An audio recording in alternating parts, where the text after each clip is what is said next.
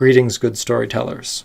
I'm the Artful Narrator, and it is my privilege to welcome you to learning the tropes of writing.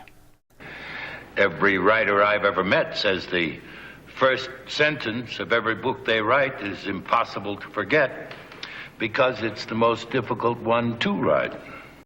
Now, selecting the absolute most fitting beginning, or indeed the most sterling first sentence for your story, is a truly complex, beautiful, and occasionally daunting challenge for any writer, because in doing so, you are constructing the gateway through which readers will enter into the story that you so lovingly crafted. And there are a great many different ways that you can construct this beginning to either highlight strengths in your story or to create a desired effect. And as such, I'm going to showcase 3 different examples, each with their own strengths and weaknesses, in the hopes that one of these might be beneficial for your novel, or at least give you food for thought. Now, with the understanding that any story wants to hook a reader, it is only natural that we should begin with the kind of opening lines that draw the reader in. For while you indeed have, the first chapter to draw that reader and to hook them, if you can do it in the first sentence, that is a sterling feat indeed. And when it comes to first sentences that grab you, by far, ones that raise a question in the reader's mind are some of the highest caliber examples. Because while any story is going to need to open with some level of exposition to bring the reader up to speed, or at least to, vaguely describe some of the situation that the reader now finds themselves in, if you can cause the reader to become curious, then this is no longer a wearisome or tiring exposition. This is the explanation and the answering of questions that the reader is keenly interested in finding the answers to. And for this example, while there are a great many that are truly beautiful, I want to give you the opening to Peter Pan, which starts thusly. All children, except one, grow up. Now, this is a beautiful opening. In that simple phrase, it creates so many questions and so many thoughts. Because whether we are children ourselves and dread the idea of casting off the beautiful trappings of childhood, or whether we are adults and yearn for the ability to once again walk in those imaginative shoes, this sentence triggers that nostalgia or that mystery. Who is this child who does not need to grow up, who is free from this universal law? It instantly causes us to ask questions which are key to the themes of the entire story, of Peter Pan, this boy who never grows up, this spirit of adventure. But you can also use the opening of your story as a lens to direct the narrative and to help to set the stage. And one classic thing to do is to start with the lens pulled back so that the reader understands the full scope of what this story is about by giving them a picture of this epic stage that you have set with either this political intrigue, these warring nations, or these perhaps whole galaxies in jeopardy, these prophesied events that are finally coming to pass, and the dreadful dangers that they predict. Or you can also just set the tone with this same style of opening.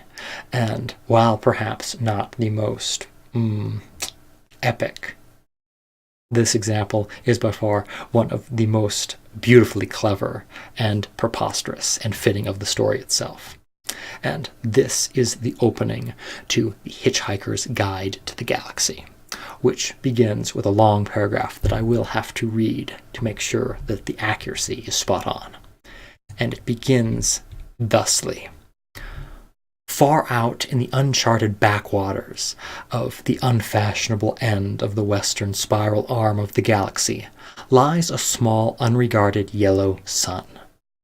Orbiting this at a distance of roughly 98 million miles is an utterly insignificant little blue-green planet whose ape-descended life forms are so amazingly primitive that they still think digital watches are a pretty neat idea. This opening so brilliantly informs us exactly what we're in for when it comes to the wry wit of the narrator and the absurd nature of the story, while also giving an appropriate representation of the scope of this story. This is a story about space, about philosophy, and about digital watches, or at least how foolish we humans are to use them. But one weakness of this style of opening is that it does focus on the big picture.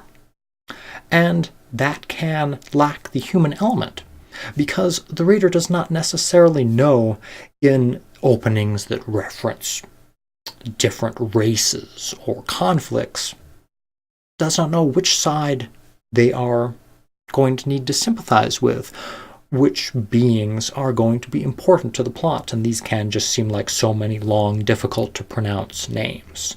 Whereas, starting on that individual, you can get a feel for who they are, and by following her can see, yes, she is reacting this way to this situation, and it gives me this lens to understand the gravity of this situation. Is the Empire a noble, beautiful Roman-esque thing that's created this paradise in the golden age of Rome style? Or is the Empire like a thing out of Star Wars? Is it something cruel that rules the galaxy with an iron fist? The name itself does not give you a clear understanding. You need the context of the character's interaction to this world. And so, with this flip side, we have stories that use the lens and focus in and have the beginning start on that main character, giving you a glimpse into who they are and to their motivations. And another legendary beginning to a truly wonderful high seas adventure is the opening to Moby-Dick, which begins thusly. Call me Ishmael. Beyond that opening, an iconic sentence, the story unfolds as we hear Ishmael's in his own words, the mood and the present events that call him back to the sea and to the adventure that is to come. Such openings give us a head start in helping the reader to form a bond with the main character, because it is the main character who will help to see the reader through this story. And if they can have some feeling of either of friendship, of enjoying the same perspective, or even just sympathizing with the main character, then any actions, any glories, any woes, anything that befalls that main character will be all the more potent to the reader. But with those two styles of openings so closely intertwined in their strengths and weaknesses, the weakness of this opening is that sometimes, starting small like that, you do not have the big picture, and the reader might not know, how does this one individual and their current situation and reflect on the larger issues? What are the epic events that will drive the plot of this story beyond just the actions of this character? And so no opening is truly perfect in all its aspects. It is all about how you use it and how this opening reflects your story's themes and the desired tone of the narrative. But finally, I would like to address one reality when it comes to writing openings to stories. And this is the desire, beautiful but misguided though it is, that we can write our story in one go. In one draft, just sit down and knock it out. Or at the very least, that big important moments will fall from our lips onto the page and construct this perfect narrative that only requires a little bit of polishing after the fact. And a legendary example of a story beginning with a beautiful burst of almost divine inspiration is that of J.R.R. Tolkien, who one day was sitting grading papers and comes upon a blank page and suddenly writes, "In a hole in the ground, there lived a hobbit." The now epic and well-remembered opening to his, personally my favorite of his books, The Hobbit. And while we all wish that we could do that, it's very rarely that easy. However, I have the words of another author to help sell this final point that I'm trying to make. It is a long quote, and I could put it up on the screen, but it is worth hearing, and it is worth, hopefully, I believe, having me read it to you. So again, let's buckle in. A man who is not born with the novel-writing gift has a troublesome time of it when he tries to build a novel. I know this from experience. He has no clear idea of his story. In fact, he has no story. He merely has some people in his mind, and an incident or two, also a locality. And he trusts he can plunge those people into those incidents with interesting results. So he goes to work. To write a novel? No, that is a thought which comes later. In the beginning, he is only proposing to tell a little tale.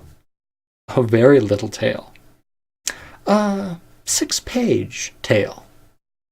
But as it is a tale which he is not acquainted with, and can only find out what it is by listening to it, as it goes along telling itself, it is more than apt to go on and on and on till it spreads itself into a book.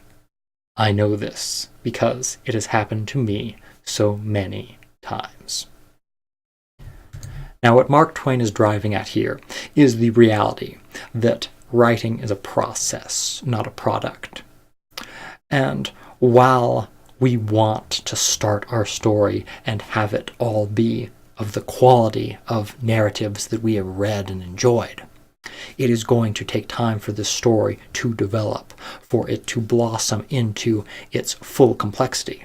And when we begin the start of the story, we have even those of us who have spent time storyboarding and synopsizing our narrative, even then, when we begin, we still have almost no idea as to what truly the end of the story will be, what characters will rise to greater significance, what events that we originally believed would be so important will instead fall by the wayside to be replaced with even more beautiful and grandiose themes. Writing is a fluid thing, almost alive, and it's not something that, despite all our efforts, that we can understand until we have first experienced it. So, to try to write our first sentence or the beginning to our story, when we first sit down to write the story itself, is near folly. For whatever we write, no matter how seemingly fitting or grand, is likely to be replaced by something even more beautiful by the time that we have gotten to the end of our story's first draft.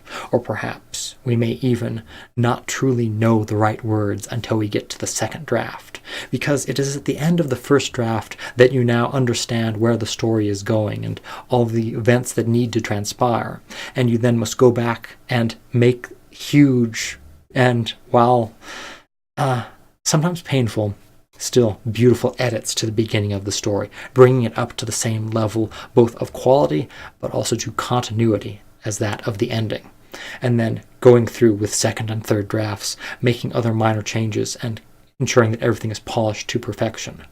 And so it is the lesson that I would wish to impart, something which I fail to do myself, but I endeavor to try to master. I wish to impart to you the message that do not begin your story with its true beginning. Do not even attempt to. You will just spend needless time doing something that you could much better, you'll spend needless time that could much better be spent letting the words flow through you and seeing where the story takes you. So do not even try to put any of the advice that I gave you in this video about how to choose your beginning.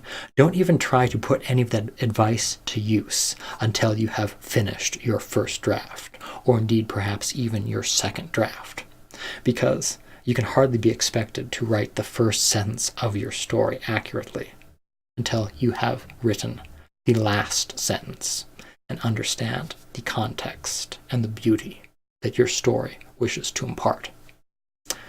So, I hope that this has been in some way useful to you, and that there has been some food for thought here, or that you may have an easier time taking this lesson to heart than I have. Because while perfectionism drives me to try to write each chapter to the best of my ability, I do need to come to terms with the reality that my best in that moment will be nowhere near my best once I've finished the story. And so if I could just write the story at my pretty good, I could get so much more done and get to the point where I understand where my story is going and am now able to go back and more easily write at my best with this new and very powerful information. So thank you so much for watching this. I know this video was on the long side. I will see if I can edit it down some. But these were important things that I wished to discuss, and important quotes that I had tried to put into other videos, but finally found the perfect one to use it in. So, thank you very much for watching, and I hope that my videos are, and continue to be, either informative, or at the very least, a pleasant diversion. Until next time. Chapter 1. It was the best of times. It was the worst of times. Shouldn't that be, it was both the best and the worst of times? Really? Yes, you're quite right. Much more economical.